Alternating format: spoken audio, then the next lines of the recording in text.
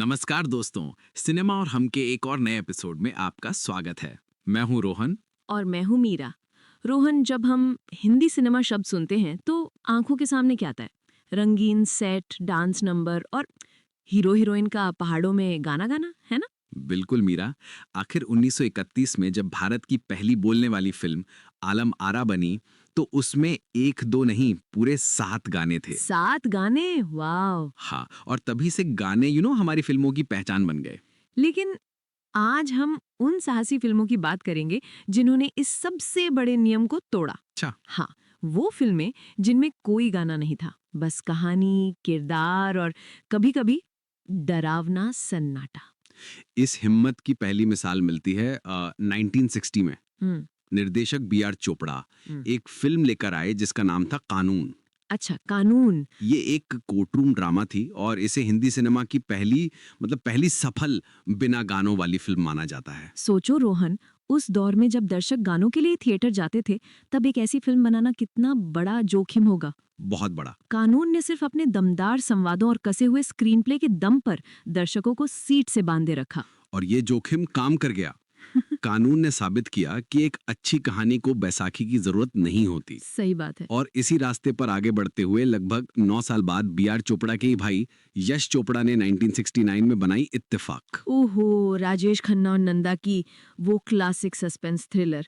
पूरी फिल्म एक रात की कहानी है जहां हर पल तनाव बढ़ता जाता है। बिल्कुल। उस माहौल में अगर एक गाना भी आता तो पूरा मजा किरकिरा हो जाता। हाँ। यश जी ने गानों की जगह खामोशी और साउंड इफेक्ट से कहानी को आगे बढ़ाया।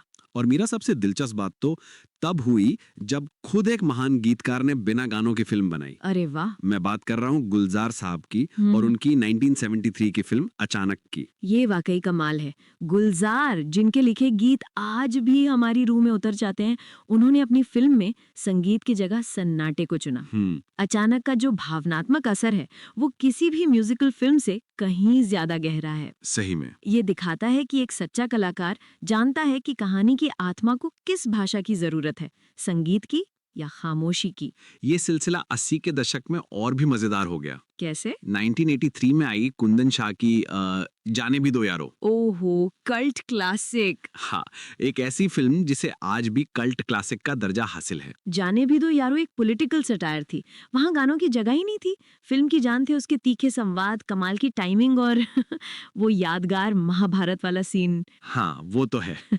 उसने बिना किसी गीत संगीत के दर्शकों को हंसाया भी और सिस्टम पर सोचने को भी मजबूर किया। और फिर आया आधुनिक दौर जहाँ राम गोपाल वर्मा ने थ्रिलर और हॉरर फिल्मों से गानों को पूरी तरह बाहर कर दिया। ओ हाँ, 1999 की कौन याद है? कैसे भूल सकते हैं।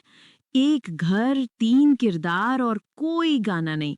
फिल्म में दरवाजे की चरमराहट से लेकर सांसों की आवाज तक हर ध्वनि कहानी का हिस्सा थी। राइट। और यही उन्होंने 2003 की भूत में भी किया। हाँ। डर को संगीत से नहीं बल्कि यथार्थवादी आवाजों और सन्नाटे से पैदा किया। हाल के वर्षों में तो ए वेडनेसडे जैसी फिल्मों ने ये साबित कर दिया है कि अगर कंटेंट में दम हो तो दर्शक कुछ और नहीं मांगता। बिल्कुल। नसीरुद्दीन शाह और अनुपम खेर के संवादों ने ही पूरे थिएटर को बांध कर रखा था। इन सभी फिल्मों को अगर हम देखें तो एक बात साफ नजर आती है, इन सब में कहानी ही हीरो है। सही कहा। निर्देशक चाहता है कि आप कहानी में पूरी तरह डूब जाएं, ना कि कोई गाना आपको उस दुनिया से बाहर ले आए। कभी कभी कहानी सुनाने का सबसे शक्तिशाली तरीका सन्नाटा ही होता है।